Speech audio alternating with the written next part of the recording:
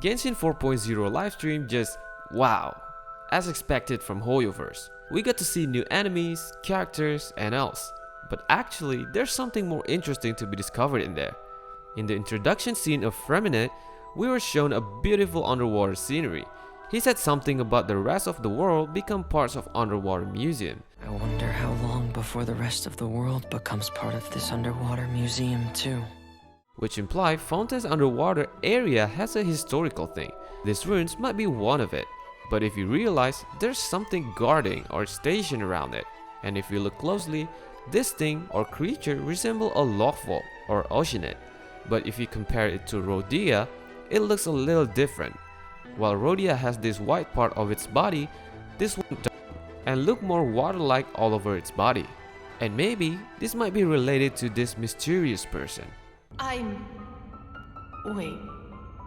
Who am I? Previous Archon? Near the end of the cutscene, we saw Childe return after a while. In this short clip, there's some interesting detail that you might have missed. In the scene, Childe doesn't have the vision on his belt. This might be caused by the courtroom that deactivate a vision around the area. But there's also a possibility this is only happened because of animation error. So we need to wait to know what exactly happening. In the scene when Traveler was surrounded by the guards, there's something strange happened to the Traveler. After he pulled out his sword, seems like he's in pain for some reason. Or maybe he received a prophecy about what's gonna happen to Fontaine.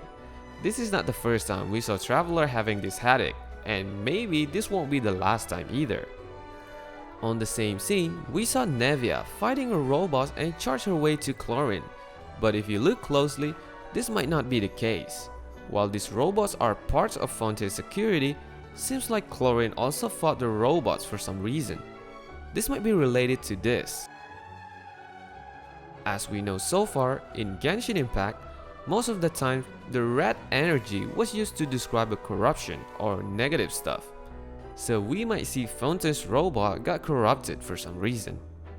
In the scene, we saw this gear suddenly stop rotating and cause this clock and most likely some other mechanism in Fontaine not working properly.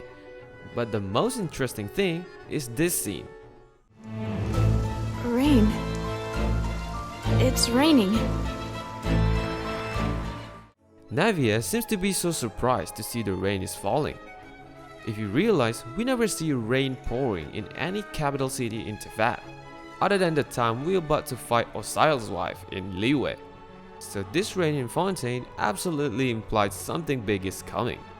There might be some other detail that we've missed. If you know any, let us know in the comment section. That's all for today. Thanks for watching.